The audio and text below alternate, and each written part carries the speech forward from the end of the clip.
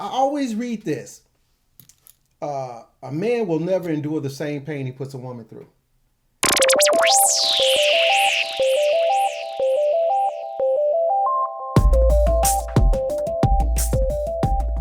So emotional safety is what men look for. Y'all look for love. We looking for emotional safety because we don't want to keep getting the. I always read this. A man will never endure the same pain he puts a woman through. That is a true statement. So fucking what? That's exactly how I feel when I read that statement. I know it's true, but we'll never have babies either. So since I know that amount of pain, I don't ever want to do it again. That's not no bragging right when I read that. We know we cannot do it. So now you know that your pain, we can never get to that level. That's above us because we hurt a whole lot deeper because we're not emotional beings. We're going through emotional trauma. It is intellectual people going through emotional trauma. Yeah. And I don't want to do that again.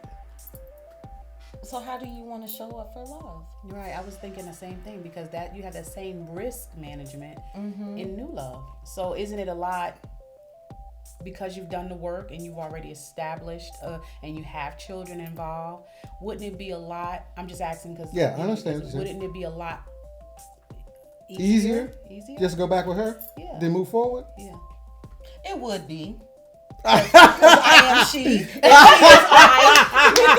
Really? Because it's the same risk management. You still have to be open. I don't know. I think it'd be different. It'd be different. You know why? Because be more of a risk, I think, with a new person. Well, we take risk all the time. Every time we get in our car. Yeah.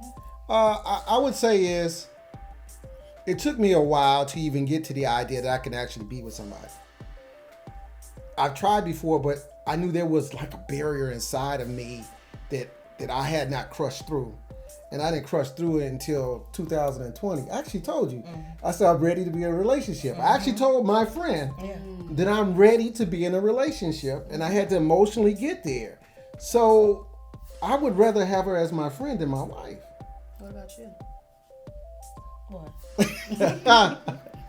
If y'all would see y'all face expression. I wanted to do real people actually have conversations about their divorce. Yeah. You know? It's like everything is like, yes, Yeah. As I said, I will always love Paul, and I will always love him. But to be married again to him, no, I wouldn't be able to do that. And I wouldn't be able to do it because of where I am now and what I desire to do. And it doesn't align with his life's mission and vision anymore. So our purposes are not the same.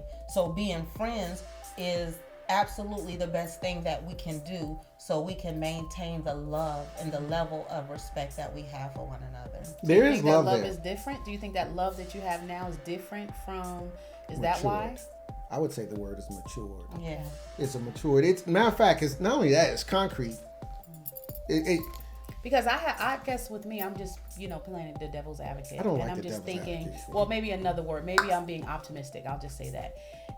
Because when I hear you talk, when I hear the both of you communicate love, and you are like saying it on the same, you talk love, you talk about your transformations individually. You talk about how much you're concerned for the sake of each other's friendship and your family. I guess I'm not really, I guess for me, and probably other people that may be watching, how is it that the love, because when you love each other as husband and wife, I'm assuming is it the same type of love that you have as a friendship, or did the love change? I've only had one wife, so. Or did the love change as far as, because I hear you say, but I love him. I will always love him. My love has never changed for Paul. Okay. My love has been defined, and so I love him unconditionally. I've always have, and I always will. But I understand my role now. And so I'm not his wife. I can't think in that way. I can't be in that way. And so that's where I stay in my lane. And I do have times where I would rather be with him than out here dating some of the guys that I've dated. Because I don't try to compare the men to him, but he's my 19-year experience base. Right. So who else do I have to really compare my real love to? And I've met other men who I've cared dearly and loved, but they have not been Paul. They have not been what we've been through. They have not been my friend in the capacity that he has been. Tempered. Is that tempered? Who? You? No, tempered steel. You know, you have to work the steel in order for it Yeah, to be like as the hard singing as, bowls. Yeah. Yes. So you have to understand that. So, I don't think I can measure love one greater than the other. All I can measure is Which is what I didn't happier think could moments. be possible. So that's why I mentioned. no, just for a guy. You Yeah. know, for a guy. And so, and this is what I try to get people to understand about love, because they throw this word around. Oh, I love you, and I love you, and I love you. If I say that I love you, that means that there has been something that has connected in me with them, and that I have a love for you that's unconditional.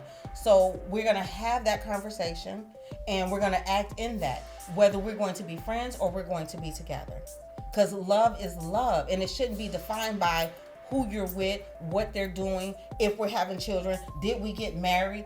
That's not that. You're taking love and you're misconstruing it, to me. Wow, hold that thought, because we're going to talk about love, because I have a definition of love also.